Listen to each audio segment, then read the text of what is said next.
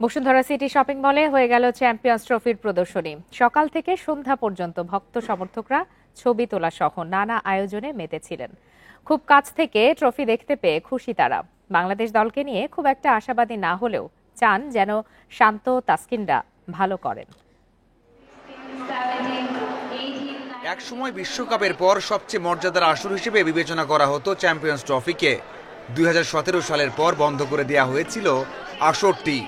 ICC গুরুত্ব বুঝতে পেরেছে, আবারও ফিরে এসেছে চ্যাম্পিয়ন্স ট্রফি।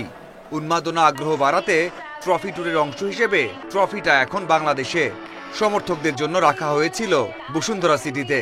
ফিলিংসটা অন্যরকম, যে বাস্তবে এই ট্রফিটা দেখছি, এতদিন তো টিভির দেখে আসতেছিলাম। আমি আর কখনো দেখিনি, এই ফার্স্টে দেখলাম, সরাসরি দেখে খুবই ভালো লাগলো আমার কাছে। হাতছোঁয়া দূরত্ব থেকে দেখার সুযোগ, ছবি তোলা সহ বিভিন্ন আয়োজন মুগ্ধ করেছে ভক্তদের।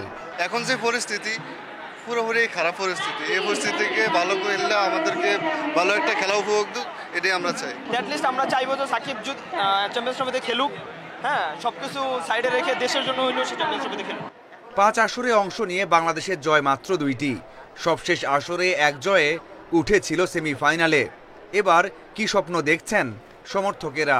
সাকিবের অভাব ভুগবে বাংলাদেশ, কারণ এখন পর্যন্ত রিপ্লেসমেন্ট যতই বলে মেহেদি রিপ্লেসমেন্ট বা অমুক তমুক, কিন্তু সাকিবের রিপ্লেসমেন্ট মনে হয় না বাংলাদেশ এখন পর্যন্ত ম্যানেজ করতে পারছে। ভালো পথে প্রত্যেক ম্যাচ ভালো খেলতে পারে না, 5-10টা ম্যাচ খেলাতে পরে একটা ম্যাচ ভালো খেলে।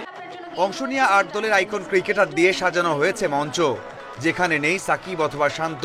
সারাদিনের আয়োজনে বসুন্ধরা সিটির নিরাপত্তাও ছিল চোখে পড়ার মতো। মাজারুল ইসলাম, ইন্ডিপেন্ডেন্ট নিউজ।